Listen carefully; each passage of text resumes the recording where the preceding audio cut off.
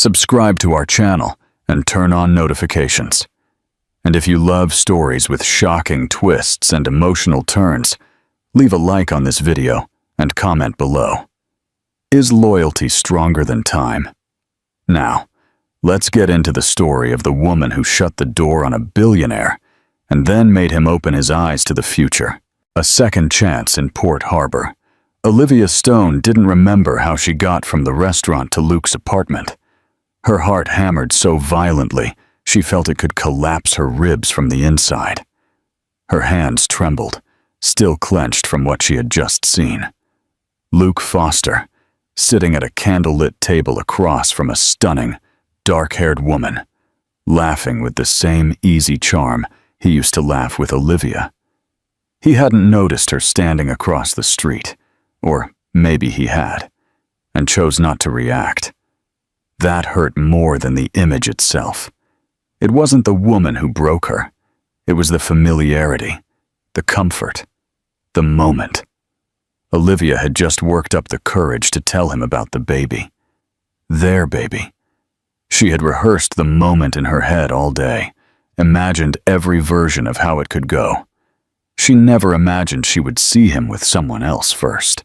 By the time she reached the apartment they had once shared, all that was left of her calm was a rage sustained by anguish.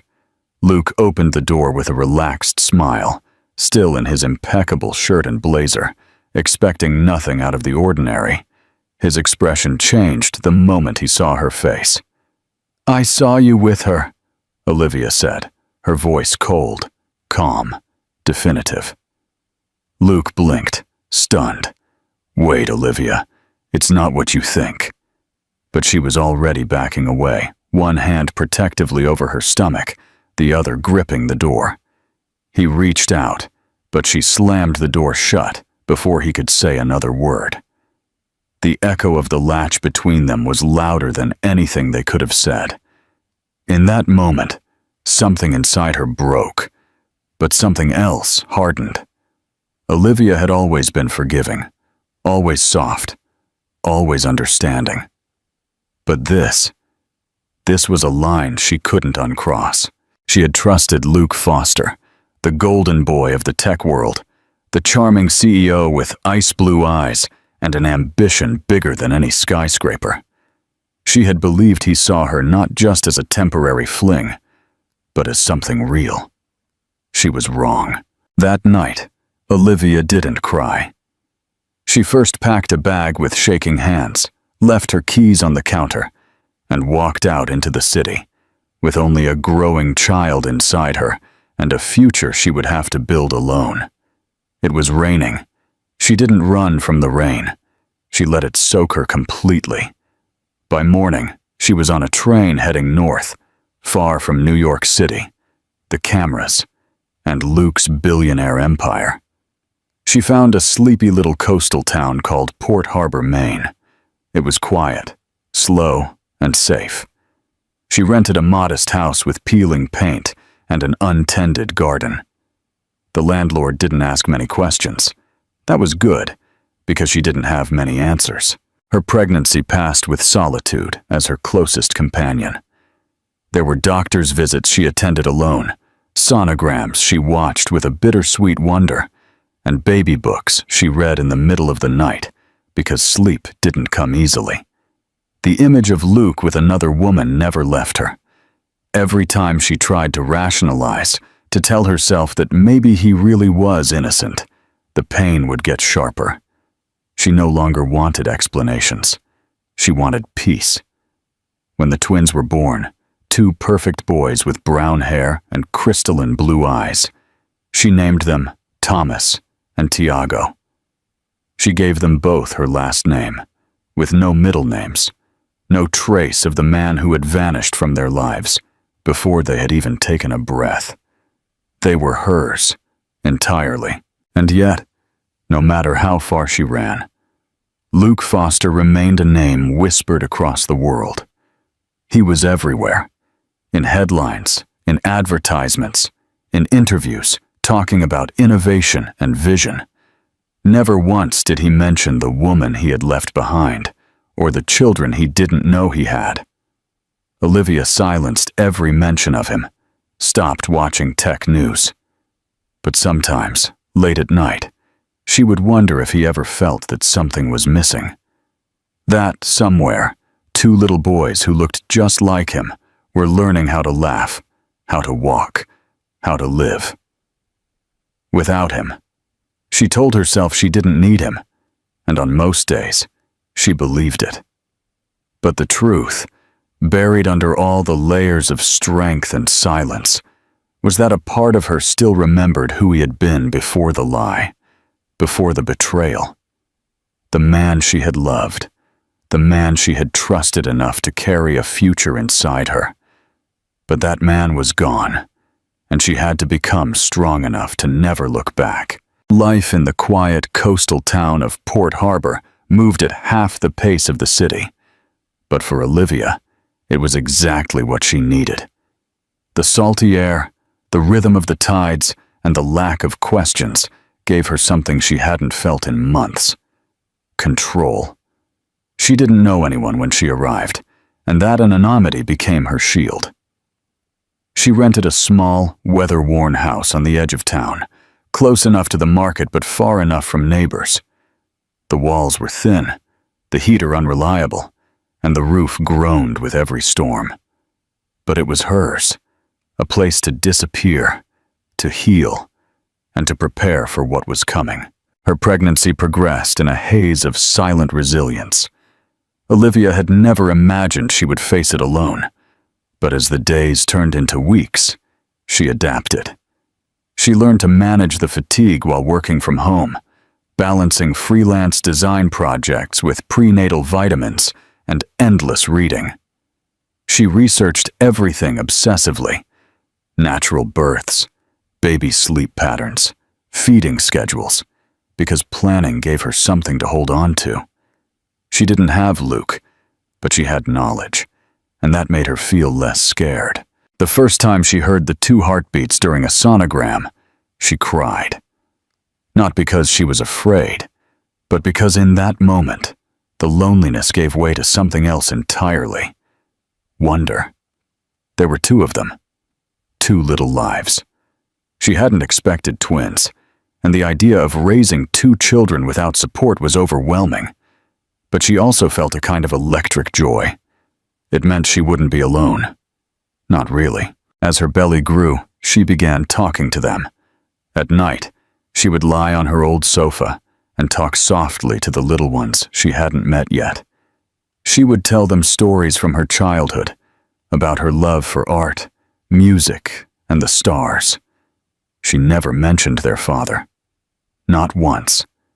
She convinced herself that they didn't need to know, that their world would be complete, even with a missing piece. When labor came, it was long and brutal. Olivia had no one in the waiting room, no one pacing the halls with worry, no one to hold her hand when the pain twisted through her body like lightning. But she endured with every ounce of strength she had, banked in her soul. When Thomas arrived, he let out a sharp, defiant cry that echoed through the room. Moments later, Tiago arrived in quiet stillness, his small chest rising and falling with the calm of someone older than his minutes. The nurses smiled and called them miracle babies. Olivia held both of them in her arms, skin to skin, and in that moment, she knew her life would never belong just to her again. The first few months ran into a blur. Sleepless nights, 3 a.m. feedings, lullabies sung between yawns and tears. Thomas was restless, always kicking, curious, impossible to hold still. Tiago was gentle and slow to cry, always watching his brother with big, thoughtful eyes. Olivia kept a journal where she wrote down everything: the milestones, the fears, the funny things they did. It became her way of recording a history that only she witnessed. But there were hard days too, days when the isolation felt overwhelming, days when both boys were sick, and she had to run between their cribs with a thermometer in one hand and cool compresses in the other. There were moments she found herself looking at her phone, tempted to search for him, to see his face, just for a second. But she never let herself type his name. The temptation to reach out was always crushed by the memory of that night, of how quickly he had smiled for someone else, of how quickly he had become a stranger. And yet, Luke's absence was everywhere. In the questions the pediatrician asked about family history, in the blank space on the birth certificate, in the fact that only she had to decide everything about their future. Still, she held on for them. In time, the town became familiar. The woman at the bakery always saved an extra loaf for Olivia on Fridays. The old man who ran the hardware store gave her a used space heater when he found out she had twins. She wasn't close with anyone, but she was no longer invisible. She became the brave young mother with the beautiful boys. No one asked about their father. No one had to. Everyone assumed what she let them assume. When the boys turned 2, she threw a small backyard party. Just balloons, cupcakes she had baked herself, and a playlist of soft acoustic songs they loved to dance to. Thomas ran in circles chasing bubbles. Tiago tried to stack plastic blocks on a folding chair. Olivia watched them, kneeling in the grass, and realized something both simple and devastating. They were enough. And yet, a part of her still carried the story she had buried, the love she had once had, the betrayal she never resolved, and the truth she never dared to tell. Because no matter how hard she tried to erase Luke from her life, she couldn't erase him from their faces. Every time Thomas raised an eyebrow like he did, or Tiago squinted when he was concentrating, she felt the echo of a man who had no idea what he had left behind. But she never said a word, not yet, not ever, if she could help it, because her sons deserved a life without ghosts, and she had finally built one. What do you think of Olivia's decision to keep the twins' father a secret?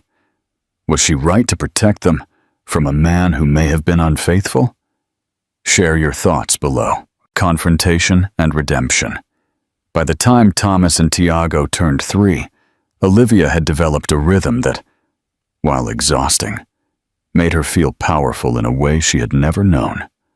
Her days started before the sun and ended long after the children had fallen asleep.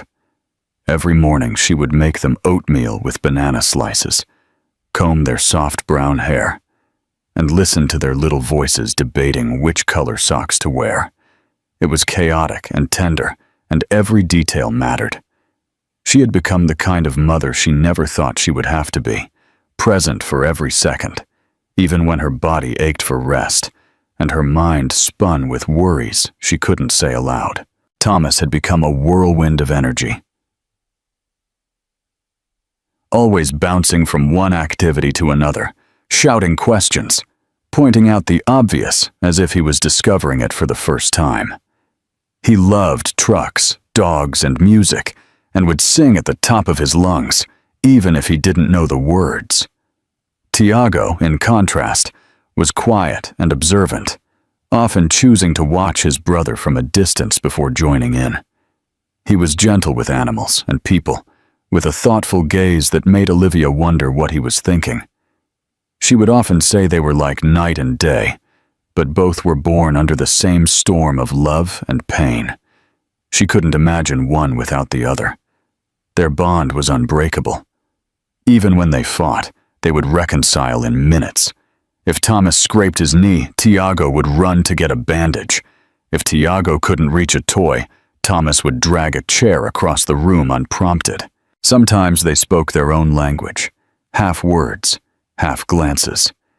And Olivia often felt like she was watching a small universe that had formed between them, that she was just lucky enough to orbit. Work was constant, but never easy. Olivia took on freelance projects at night while the children slept, designing logos and websites for local businesses and artists. It wasn't glamorous, but it paid the bills, put food on the table, and allowed her to stay home with the twins during the day. She sacrificed everything for that freedom: sleep, comfort, a social life. But it was worth it. They were worth it. Still, even in the quiet safety of the life she had built, there were moments of acute uncertainty. Sometimes, when the boys were playing outside, Olivia would sit on the porch and stare down the street, half expecting a black sedan or a familiar figure. She would push the thought away. Luke didn't know where she was, and even if he did, he hadn't come looking. That was the truth she held on to. He had made his decision. She had made hers. Then, the photo came. It happened on a warm spring morning at the market. Olivia had taken the boys to pick out strawberries and sunflowers, something they did every Saturday. A local photographer was documenting mothers in their natural habitat, taking candid shots of families as part of a wellness blog project. Olivia didn't think much of it when he asked to take a few pictures. She politely agreed, grabbed Thomas's hand in one and Tiago's in the other, and laughed as they pulled her toward a giant stack of fresh bread. The photographer thanked her and gave her a business card, promising to tag her if the photos were used. She forgot about it almost immediately, but a week later, her face was everywhere. The blog post had gone viral. Single mom of twins steals hearts at Port Harbor Market. The comments flooded in with praise, questions, speculation. People wanted to know who she was, where she came from, how she managed it all alone. Someone reposted it on Twitter, then Instagram, then on national parenting forums. Olivia tried to ignore it. She told herself it would blow over, but the photo of her laughing in the sun with two boys who reflected Luke's eyes was now floating across the internet like a beacon. She didn't sleep for 3 nights after it happened. The possibility of being found, of her past catching up, gnawed at every corner of her mind. She checked her email compulsively, then hated herself for doing it. On the 4th day, it happened. She opened her inbox and froze. A new message, no subject line. Sender: Luke Foster. She stared at the email for almost 10 minutes before clicking. Just 3 words were inside. Olivia, it's me. No explanation, no accusations, no anger. Just a presence reappearing in her world, like a ghost who suddenly remembered it had once been real. She didn't reply. She couldn't. Her hands were shaking. Her breath was caught in her throat. The boys were napping. The house was silent. But inside her chest, everything was screaming. Luke had found her, and nothing would ever be the same again. What do you think of Olivia's reaction to Luke's email? Is she right to be angry after all this time? Or should she hear him out? The road to forgiveness. Olivia didn't open the email again for 3 days. She read it once, those 3 simple words, and then she let it sit in her inbox like a ticking clock. She went about her routine, dressing the boys, feeding them, taking them for walks. But something had cracked in the calm she had so carefully built. She couldn't stop wondering how he had found her, if he had seen the photo himself, or if someone had sent it to him. And most of all, she wondered why. After all this time, he was reaching out now. On the 3rd night, after the boys were asleep in their shared little bed, Olivia sat in the darkness at her kitchen table. The lamp above her flickered softly as the cursor blinked on a blank reply email. She didn't know what she wanted to say. A part of her wanted to scream, to demand answers, to throw every painful memory back at him in jagged pieces. Another part of her wanted to delete the email and pretend it had never arrived. But the part she couldn't ignore was the one that whispered the truth. He had a right to know, not to claim, not to erase the past, but to know. Her reply was short. I don't know why you are writing, but they exist.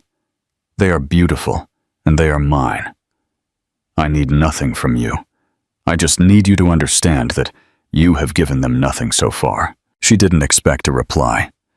She sent it and closed her laptop as if shutting it could seal off the part of her heart she had just opened again. The silence that followed felt heavier than any words, but Luke replied, the very next day, "I don't want to take anything from you. I just want to see them. Or you. I made mistakes, but please, just let me at least explain what happened." Olivia stared at the screen for a long time. She remembered his voice, his laugh, the way he used to tuck a stray piece of hair behind her ear when she was too stubborn to cry. She also remembered the betrayal, the other woman, the unanswered calls, the silence that followed. And now, here he was, asking for a conversation he should have fought for years ago. She didn't reply that day, but the next week, she told him to come to Port Harbor if he was serious. She gave him no address, no promises, just a place and a time. The park by the water, Friday at noon. She didn't know if he would come. She didn't know if she really wanted him to. Friday arrived with a half-cloudy sky and an ocean wind that carried the scent of salt and seaweed. Olivia wore a sweater and jeans, her hair in a low braid. She left the boys at home with a babysitter. This moment, this confrontation, wasn't for them. Not yet. When she saw him walking down the path, something in her chest twisted. Luke looked older, not in a bad way, but changed. His face was sharper, his eyes deeper, as if time had worn down the perfect exterior he had always maintained. He wasn't wearing a suit, just dark jeans and a jacket, his hands in his pockets, his shoulders slightly hunched. He looked like a man who had been waiting for this moment far longer than she had. "Olivia," he said when he reached her, his voice low, as if trying not to break the fragile air between them. Olivia didn't speak at first. She studied him, uncertain if she was looking at the man who had once made her feel invincible, or the man who had let her disappear without a fight. "I saw the photo," he said. "At first I thought it couldn't be you, but then I saw the boys." "They're not just boys," she replied. "They're your sons." He closed his eyes for a moment, as if the weight of those words was pressing on him like gravity. "I didn't know," he said. "Olivia, I swear if I had known." If you had known what?" She cut him off, her voice rising. "You would have stayed. You would have fought. Because the man I saw with another woman that night didn't look confused, Luke. He looked happy. He looked stunned. That woman was my sister. I didn't get a chance to tell you. I didn't want her addiction to be all over the news, so I kept it private. I was going to ask you to marry me that week. The ring was already in my pocket when you left." Olivia felt her stomach drop. The words hit her like cold water, and for a second she forgot how to breathe. "No," she said. "Don't say that." "It's the truth," he said. "But I didn't come after you. That's my fault.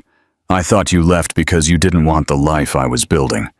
I thought maybe you never really wanted to stay." She turned away, tears pricking her eyes.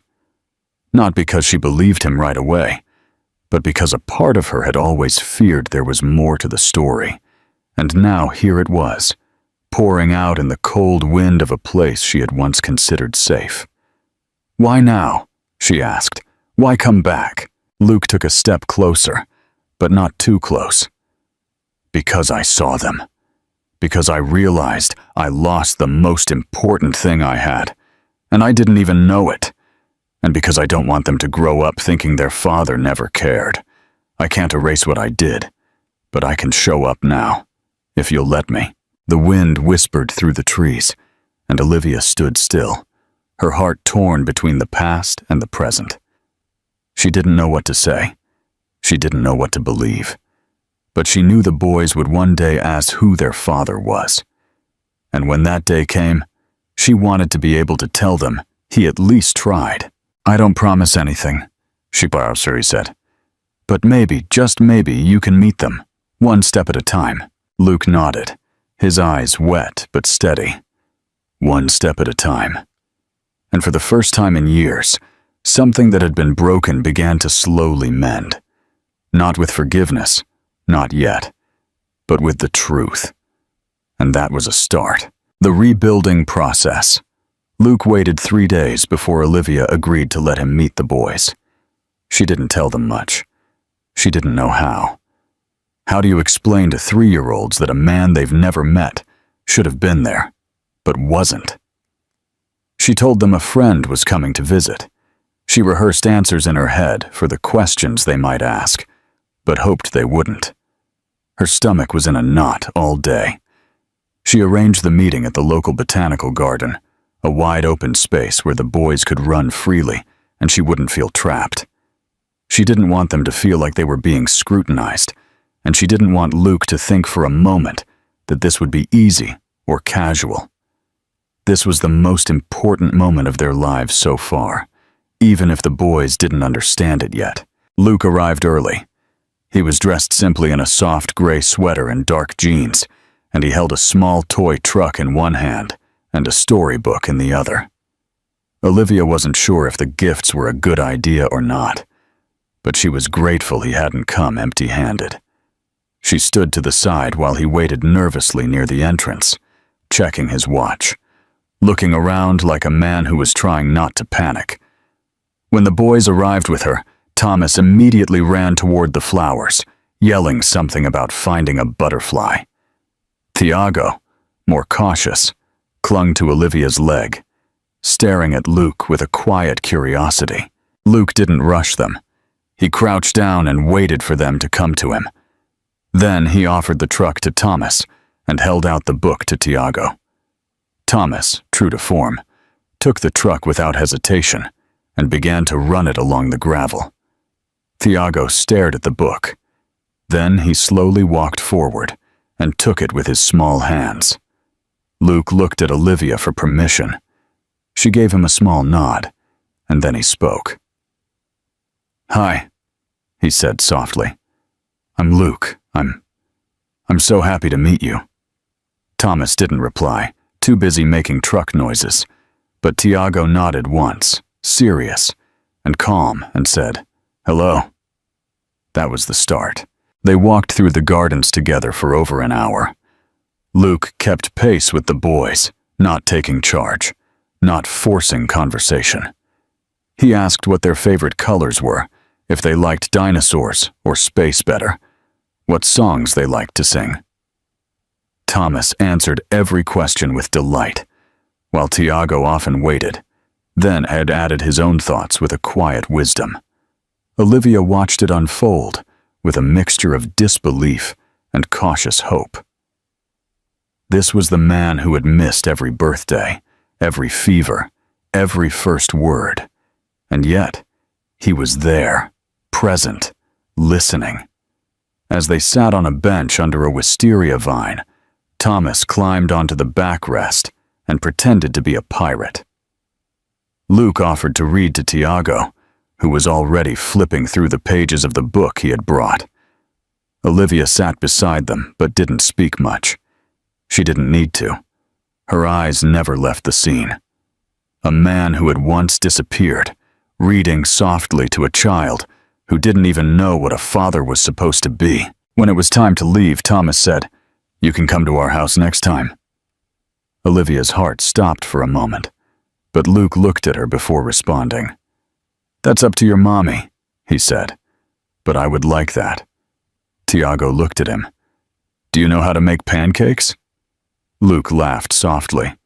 "Not very well, but I can learn." That night, after the boys were asleep, Olivia sat on her porch, a blanket wrapped around her legs, and stared into the darkness. Luke had walked them home, but he hadn't stayed. He had thanked her. He had said he wouldn't call unless she said it was okay. He left her with no pressure, no promises, just the feeling that something might finally be changing. She thought about how easy it would be to fall back into the past, to imagine him holding her the way he used to, whispering apologies and dreams they once shared. But she wasn't the woman he had left behind. She was stronger now, and she wasn't doing this for nostalgia. She was doing it for Thomas and Tiago, for the chance for them to know a version of their father who wasn't perfect, but was present. That, more than anything, was what they deserved.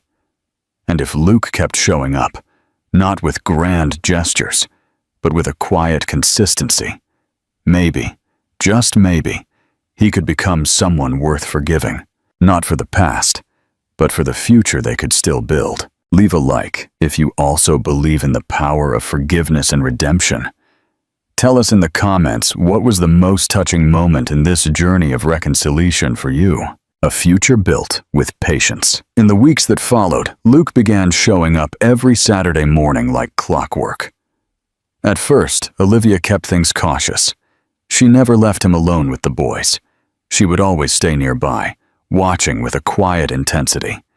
But little by little, as she observed his steady patience, his gentle attention, and the sincere effort in his eyes, she began to lower her guard, piece by piece. The boys, however, didn't need convincing. Thomas quickly took to Luke as if he had always been there, dragging him into imaginary games, insisting he build Lego towers and chase them around the backyard like a dinosaur. Tiago took longer. He would sit nearby, but rarely touch him, watching Luke with silent eyes, as if he were waiting to see if this new person would also disappear. But even he began to warm up, especially when Luke would read or sit cross-legged on the floor, drawing ridiculous figures at their request. Olivia started to see a side of Luke she had never known. He was softer now, stripped of the arrogance and the persona he used to wear as armor. He didn't talk about his company unless he was asked. He never pulled out his phone when he was with the boys. He didn't ask for forgiveness or try to make grand declarations. He just showed up, week after week, on time, with his sleeves rolled up and an expression that said he knew how much he had to prove. On a Saturday afternoon, while Luke was helping Olivia wash the boys' paint-covered hands in the kitchen sink, Thomas suddenly turned to him and said, "You can come on Wednesdays too, not just Saturdays." Olivia froze, unsure how to respond, but Luke just smiled and looked at her for permission. She gave him a small nod.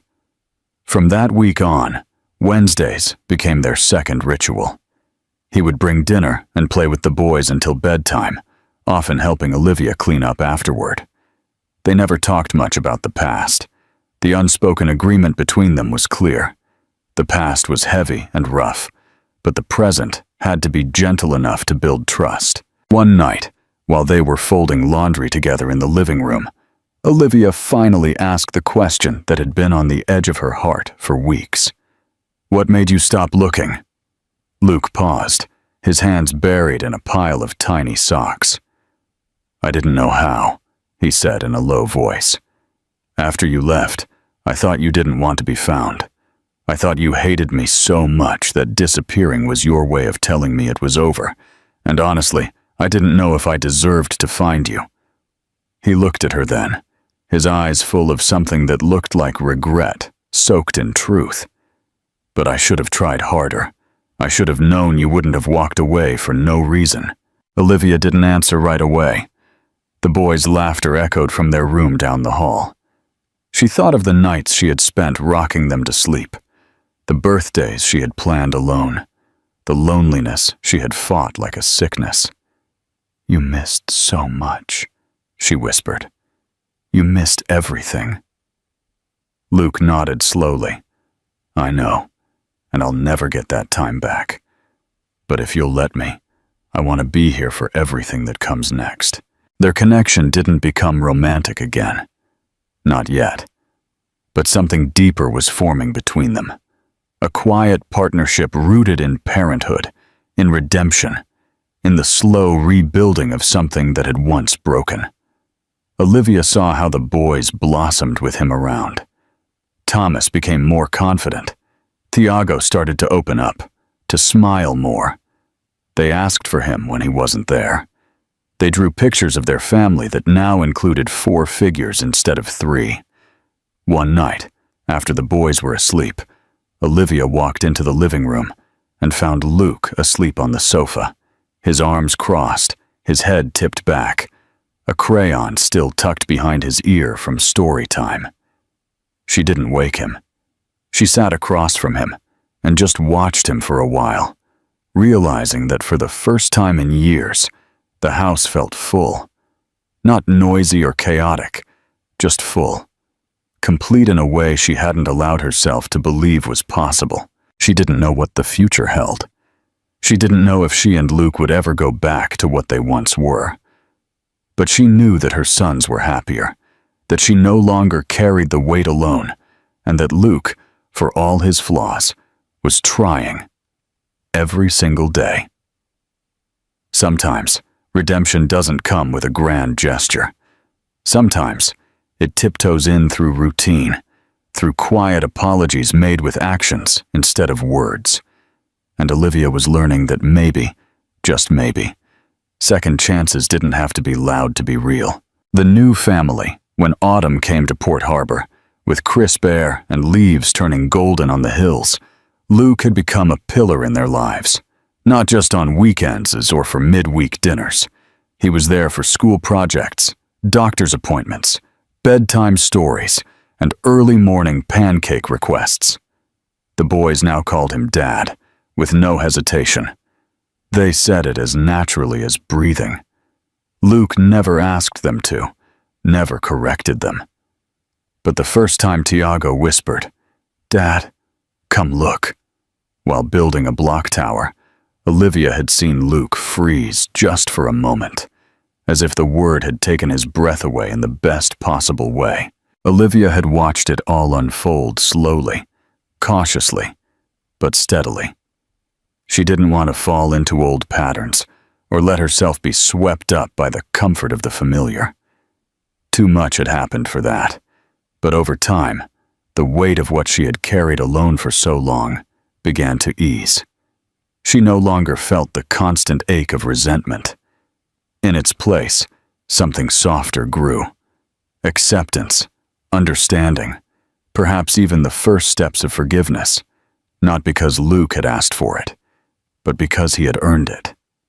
Each night, each morning taking them to school, each quiet moment where he chose presence over pride, wove a new version of him she could begin to trust. Then, on a snowy December afternoon, as the first real snow blanketed the town and the boys danced barefoot in the living room to Christmas music, Luke asked Olivia if they could talk alone. They stood near the window while the twins twirled on the carpet, oblivious to anything outside their joy. Luke pulled a small velvet box from his pocket. Her breath caught, but when he opened it, it wasn't a ring. Inside was a simple silver chain with 2 small engraved pendants. Thomas and Tiago. He held it out to her. "I'm not asking for anything," he said, his voice steady and softer than she had ever heard it. "Not yet. I just wanted to give you something to say thank you. Because of them, for the opportunity to be their dad, and for not slamming the door completely, even when you had every right to." Olivia stared at the necklace. Her fingers trembled slightly. She didn't say anything at first, just took it. Gently. This moment didn't need romance or declarations. It needed truth, and she had it. By spring, the small house began to feel smaller. The boys were growing quickly. Olivia and Luke began to look, quietly, together, for something more permanent. A house with a yard and more light. Not a mansion, not a statement. Just a home. They found one on the outskirts of town. It needed work. The floors creaked and the kitchen tiles were cracked, but the backyard bloomed with wildflowers, and the view looked out over a gentle hill. It felt right, like a place where new stories could be written. Moving day was chaotic, with the boys running between boxes. debating which bedroom would get the space-themed wallpaper. Luke spent the day lifting furniture and letting Thomas direct where everything should go, while Olivia unpacked the kitchen and tried not to cry every time she opened a drawer and saw how far they had come.